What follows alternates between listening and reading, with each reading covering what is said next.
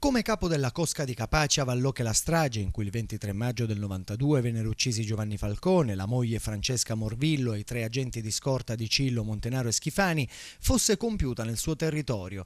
Oggi Antonio Troia, 77 anni, ha ottenuto dal Tribunale di Sorveglianza di Roma un regalo, la revoca del 41 bis del carcere duro, condizione nella quale si trovava dal 93 per scontare l'ergastolo. Troia ebbe un ruolo sia deliberativo che esecutivo nella strage del 23 maggio del 92. All'epoca il boss faceva parte della cupola di Cosa Nostra che decise l'attentato e diede poi anche un apporto logistico ai killer, nascondendo l'esplosivo usato per assassinare Falcone e ospitando nel suo territorio il comando. Troia è al 41 bis del 93 e deve scontare, oltre all'ergastolo per l'eccidio di Capaci, 4 condanne al carcere a vita per altrettanti omicidi.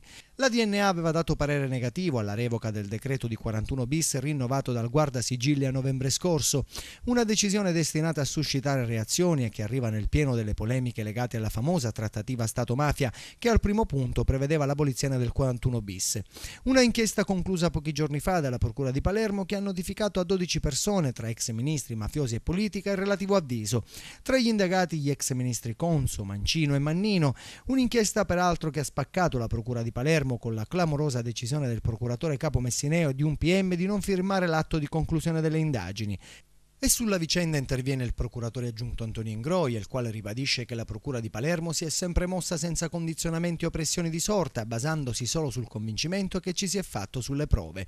Il riferimento di Ingroia alle polemiche relative alla presunta telefonata dell'ex ministro Mancino al Quirinale è ormai una cattiva abitudine, conclude, quella di cercare scorciatoie per affermare la propria innocenza. L'importante però è che non si verifichi nessuna interferenza nel corso dell'indagine.